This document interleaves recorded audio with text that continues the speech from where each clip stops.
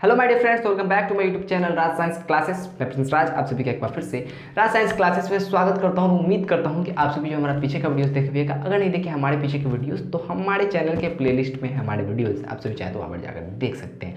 और जैसा कि आप सभी जानते हैं कि बहुत ही इंपॉर्टेंट जगह आप लोगों को दिख रहा होगा हमारे व्हाइट बोर्ड के पीछे, ओवरलोडिंग क्या होता है इसके बारे में हम लोग चर्चा कर रहे थे। तो भाई आप लोग जो ओवरलोडिंग समझ रहे हैं ना, वो ओवरलोडिंग की बातें यहाँ पे हम नहीं कर रहे हैं। ऐसे होता दोनों से ही खतरा है, उस ओवरलोडिंग से भी और इस ओवरलोडिंग से भी। वो ओवरलोडिंग होता है जैसे कि गाड़ी वाड़ी पर अगर ज्यादा कर लीजिएगा तो ओवरलोडिंग हो जाएगा। ये ओवरलोडिंग आपके घर में होता है। तो भैया गाड़ी पे ज्यादा ओवरलोड करने से क्या होती है, कभी कभी ट्रक पलट जाती है, गाड़ियां पलट जाती है। क्या आप सोचिएगा क्या कि मेरे घर वाले ओवरलोडिंग की बात कर रहा है, घर में ओवरलोडिंग होगा मतलब कि घर में 4-5 आदमी रह सकता है, उससे ज्यादा आदमी रहेगा तो पलट जाएगा। ऐसी बात नहीं है। घर में ओवरलोडिंग कहने का मतलब है कि आप सभी के चारों तरफ अगर गौर से देखिएगा या फिर हम अपने चारों तरफ भी गौर से देखें तो ना कम से कम तो 5 से 10 मीटर की दूरी पर एक स्विच होता है, एक बोर्ड होता है। ये कहीं ना कहीं किसी विद्युत से क्या चलती है भैया, ये विद्युत से क्या की जाती है, संचालित की जाती है। इसका कहीं ना कहीं जो होता है, ये जो विद्युत का संचालन जो होता है हमारे घरों में, वो कहीं ना कहीं बाहर के क्या होती है भैया, बाहर के तारों से आती है। जैसा कि सुनते होइएगा 33,000 इस कुछ इस टाइप का, 11,000 इस टाइप का जो तार जाता है ना, वो सब 2-2 तार 3-3 तार, उससे आता है हम लोगों का कनेक्शन। समझ में आई कि नहीं बात है? तो ओवरलोडिंग उसी के कारण होती है। अब ओवरलोडिंग होता क्या है, मान लीजिए आपके घर में सभी चीजें हैं, मोटर है, इस्त्री है, विद्युत इस्त्री है, वही विद्युत इस्त्री है, वाटर हीटर है, क्या है भैया, एकदम मिक्सी है, एकदम मिक्सर जो होता है वो है, ठीक है। साथ ही साथ बहुत सारी चीजें हैं जो कि बहुत ही अधिक विद्युत शक्ति खींचती है। इन सभी को आप लोग क्या करते हैं, देखिए जैसे कि आप गए, आपको ठंडा पानी पीना है, आप लोग आए घर पे, डायरेक्ट आप मोटर का स्विच ऑन करते रहे, ठीक है। मोटर का स्विच जैसे ही आपने ऑन किया, उधर आपकी जो बहन है या फिर आपकी जो माता जी है, उन्होंने क्या कर दिया भैया, उन्होंने विद्युत इस्त्री का स्विच ऑन कर दिया। साथ ही साथ किचन में कोई है, उन्होंने क्या कर दिया भैया, उन्होंने वाटर हीटर का बटन चालू कर दिया। यानी कि पानी को गर्म करना, ठंडी का दिन है तो सभी को पानी ठंडा गरम पीना होता है, ठीक है। तो वो वाटर हीटर चालू कर देगा, ठीक है। तो वाटर हीटर जैसे चालू करेंगे, ये तीनों जो सबसे अधिक शक्तियां वाली जो होती है, वो एक ही समय पर अगर चलती हैं तो भैया जो होता है ना, एक जो हमारा जो परिपथ होता है, विद्युत परिपथ, इसमें एक छोटा सा नन्हा सा मुन्ना सा नहीं कह सकते इसको, बहुत बड़ा भी हो सकता है। इससे कभी कभी घर में आग भी लग जाती है, ऐसी होती है ओवरलोडिंग, शॉर्ट सर्किट। ओवरलोडिंग की बात करें तो ये अतिभारण है, शॉर्ट सर्किट पढ़ाएंगे अभी आप लोगों को, अभी हाल फिलहाल बहुत इसी वीडियो में पढ़ाएंगे। चलिए तो देखते हैं क्या, चलिए ओवरलोडिंग क्या होता है इसके बारे में हम पूरे अच्छे तरीके से जानते हैं। उस ओवरलोडिंग से कैसे बचा जा सकता है, तीनों चारों ज्यादा विद्युत शक्ति वाले को अगर एक साथ अगर खड़ा कर देते हैं तो कैसे बच सकते हैं, ठीक है भैया। ये जो ओवरलोडिंग होता है इसके कारण क्या क्या होती है वो भी हम जान देंगे, कैसे होता है वो भी जानते हैं। चलिए जैसा कि आप सभी देख सकते हैं क्या कि अतिभारण का यहाँ पर अगर डिफिनेशन देखें, इसमें से हम सारा का सारा बुक में से सम टू सेम उतार दिए क्योंकि इतना सरल भाषा में लिखा हुआ है। अगर हम कहें कि अगर इसमें से कुछ काटते हैं तो आप लोग को समझ में नहीं आएगा, इसलिए सारे के सारे जो है क्या किया है, मैंने जो भी बुक में लिखा था उसको उतार दिया क्योंकि दिल को भागे यार। चलिए देखते हैं अतिभारण क्या होता है।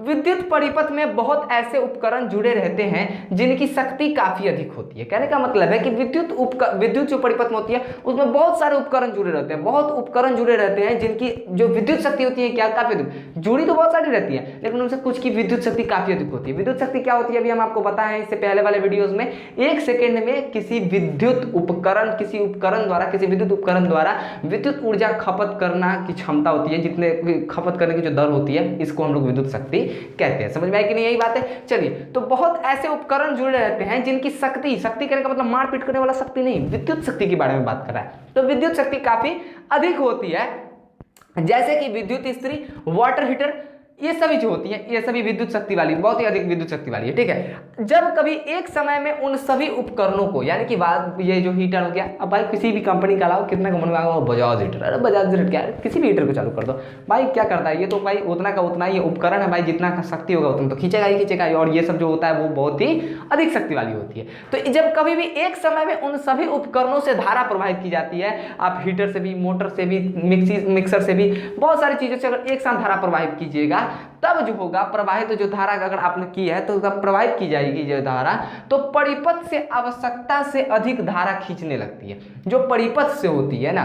तब ये सभी जो विद्युत, ये सभी जो उपकरणें लगी हुई हैं, इन सभी को अपने चलने के लिए भाई जरूरत पड़ेगी। अगर तीनों को एक साथ अगर चालू कर दीजिएगा तो कहाँ से होगा, तीनों को एक साथ चालू कर दीजिएगा तो भैया कुछ होने वाला है, जाने वाला है, तीनों उपकरण, चारों उपकरण जो सबसे अधिक शक्तिशाली है, अब उसको अब जितना का औकात नहीं है 5 को 6 को भिरा दीजिएगा, एक पतला दुबला इंसान को मारने के लिए 10 आदमी को भिराइएगा तो वो आदमी वहाँ जिंदा बचेगा? नहीं ना बचेगा। तो ये जो शक्ति विद्युत परिपथ जो होती है ना, वो कहीं कहीं आइए एक एक करके मारेगा तो थोड़ा मोड़ा बचेगा भी, ठीक है। साथ साथ देखिए, तो वही बोल रहा है क्या कि अगर आप सब उपकरण को अगर एक एक करके चालू करते हैं, एक चालू करके उसका काम किया, फिर बंद करके दूसरा चालू करते हैं, तब नहीं होगा ओवरलोडिंग। लेकिन जब आप तीनों के चारों 5 उपकरण जो भी आपका बहुत ही शक्ति, जिसमें विद्युत शक्ति बहुत ज्यादा, जिसकी विद्युत शक्ति बहुत ही अधिक है, अगर उस सभी को एक साथ अगर आप लोगों ने चालू कर दिया, तब क्या होगा, वो सभी जो होता है मिलकर जो विद्युत परिपथ से होता है ना, आवश्यकता से अधिक जितना उसकी शक्ति है वो तो अपना खींचेगा ही खींचेगा, जितना उसका अधिकार है वो तो खींचेगा ही खींचेगा। क्या खींचेगा कि नहीं खींचेगा? कुत्ता के पोंछी में कतनो तेल लगा दीजिए, कतनो घी लगा दीजिए, एकदम लमरा दीजिए, उसके बाद फिर से छोड़िए, अब क्या हो जाएगा, फिर टेढ़ हो जाएगा। यानी कि जिसका जो काम रहता है वो तो करवे करता है। तो कुत्ता का पोंछी का काम होता है टेढ़ होना, तो टेढ़ होगा। और विद्युत स्त्री सब का काम होता है कि जैसे ही चालू होगा वैसे ही क्या करना भैया, विद्युत परिपथ में से शक्ति खींचना। तो ये शक्ति खींचेगा, विद्युत शक्ति अपना खींचेगा, विद्युत स्त्री जो अपना शक्ति से खींचेगा जितना इसके पास शक्ति है, वाटर हीटर अपना से खींचेगा, और भी जो जिसमें अधिक शक्ति है वो सभी खींचेगा। तो जब खींचेगा सब और जब उतना रहबे नहीं करेगा तो कहां से होगा? विद्युत परिपथ में जितना भैया विद्युत ऊर्जा रहेगा उतने ना दे सकता है वो। तो लेकिन 3-4 को एक साथ जमा करने से जो होता है ना, जितना विद्युत परिपथ में जितना शक्ति होता है उससे ज्यादा खींचने लगता है उसमें से, जिसके कारण क्या हो जाता है, अति भारण हो जाता है। तो वही बोल रहा है कि तो परिपथ से आवश्यकता से अधिक धारा खींचने लगती है वो सभी उपकरण, अर्थात उपकरणों की कुल शक्ति इस स्वीकृत सीमा से बढ़ जाती है। अर्थात स्वीकृत सीमा कहने का मतलब है कि विद्युत परिपथ की जो जितनी शक्ति होती है ना, उस शक्ति से कहीं ज्यादा बढ़ जाती है ये सभी उपकरण जब एक साथ चालू किया जाता है। जब ये ऐसा जब कांड होता है, इस घटना को कांड नहीं बोल सकते हमें, कांड बोले क्या दिक्कत है, कांड आजकल चल रहा है यार, 70 होता है, आए दिन एक पर एक कांड होता है, ठीक है। अगले वीडियो में हम कुछ कांड के बारे में बताएंगे। अगला वीडियो में ये कांड है कि अगला वीडियो में क्या है, इस वीडियो में आपका खत्म हो चुका है, अगले वीडियो का कोई कांड ही नहीं है, मतलब कि कोई बात ही नहीं कर सकते, समझ में आई कि नहीं आई? चलिए, तो ये बात करें यहाँ पर, तो इस स्वीकृत सीमा से बढ़ जाती है यह घटना अतिभारण कहलाती है, ओवरलोडिंग कहलाती है। यानी कि एक से अधिक उपकरणों की विद्युत शक्ति जो इसका अधिक सभी को अगर एक साथ चालू कीजिएगा तो वो विद्युत परिपथ में से आवश्यकता से अधिक खींचेगा, जितना विद्युत परिपथ के पास है ही नहीं, तो वो देगा कहाँ से बेचारा? तो कहेगा ले भैया हमारा से मारिए ले। अब कहेगा कौन चीज? अब कोई बाल लेते हैं भाई, कोई गरीब आदमी है, बहुत ही एकदम गरीब आदमी है, जिसके पास खाने पीने के लिए बस उतना वो कमाता है। अब उसको कहीं जाके बंदूक भिड़ा के कहेगा हमको 1 लाख रुपया अभी का अभी दे, तो बेचारा कहाँ से देगा? नहीं देगा। क्या कुछ भाई वैसे तो नहीं, तू हमारा जानवे ले ले यार, 1 लाख तो हम 1 साल में ना कमा पाए, तो तू हमसे एक दिन में मांग रहे हो, कहाँ से देंगे? उससे अच्छा मेरा जान ले ले, कहेगा नहीं कहेगा? तो विद्युत परिपथ भी कहता है कि भैया कि ना हो पाएगा हमसे, हम बंद हो रहे हैं। जैसे ही ऐसे होता है तो इस घटना को ओवरलोडिंग कहते हैं। आप लोग इसका स्क्रीनशॉट लीजिए। चलिए, तो जैसे कि अभी आप सभी देख सकते हैं क्या कि हमारे व्हाइट बोर्ड पर फिर से लिखा जा चुका है लघु पतन क्या होता है। जी बिल्कुल, लघु पतन क्या होता है, यानी कि शॉर्ट सर्किट क्या होता है। What is short circuit? इससे पहले पढ़े थे व्हाट इज ओवरलोडिंग। ओवरलोडिंग क्या होता है, मतलब कि लघु पतन नहीं, वहां पे था अति भार, यानी कि जितना उसकी शक्ति था ना उससे ज्यादा भार कर दिया हुआ था, यानी कि उस पर ज्यादा लोड दे दिया हुआ था, इसलिए ओवरलोडिंग। उस पर ज्यादा भार दे दिया हुआ था, यानी कि जितना शक्ति है उससे ज्यादा भार, यानी कि अति भार। लेकिन इसमें जो है लघु पतन हो जाएगा, यानी कि शॉर्ट सर्किट हो जाएगा। कभी कभी आप लोग देखते होगा कि 2 तार जब आपस में टकराता था सीधे बजने लगता है, कुछ इस टाइप का बजने लगता है, ठीक है। ऐसा इसलिए हो पाता है क्योंकि भैया जब कोई आपस में 2 तारे, एक ठंडा तार एक गर्म तार आपस में संपर्कित होते हैं तो क्या होता है वो हम आपको इसी वीडियो में बताएंगे। चलिए देखते हैं क्या लघु पतन, जिसको हम लोग इंग्लिश में कहते हैं शॉर्ट सर्किट, इसके बारे में चर्चा करते हैं। इसकी डिफिनीशन अगर देखिएगा, इसके अगर बारे में अगर पूरा अच्छे तरीके से डिटेल से बताएगा, इसको डिफिनीशन कह सकते हैं, ठीक है। चलिए तो देखते हैं क्या कि कभी कभी जीवित तार क्या होता है भैया? तो आप लोग अगर नहीं सुने हैं जीवित तार, तो गर्म तार और ठंडा तार तो सुने होइएगा, आप सभी के घर में तार लगे होंगे। कभी कभी भाई जो आया होगा, क्या आएगा भैया, जो अब होता है जो रिपेयरिंग करने वाला होता है, जो इलेक्ट्रिक का जो काम करता है यार, इलेक्ट्रिशियन जो होता है, वो आया होगा, वो बोला होगा कि गर्म तार किधर है, ठंडा तार किधर, ये है गर्म तार, ये है ठंडा तार, कुछ इस टाइप का बोल रहा होगा अपने अपने में। तो आपने सुना होगा कि गर्म तार और ठंडा तार क्या होता है। समझ में आएगी नहीं बातें? तो अगर आप लोग को समझ में नहीं आ रहा है जीवित तार ना, तो जीवित तार का मतलब होता है गर्म तार, ठीक है।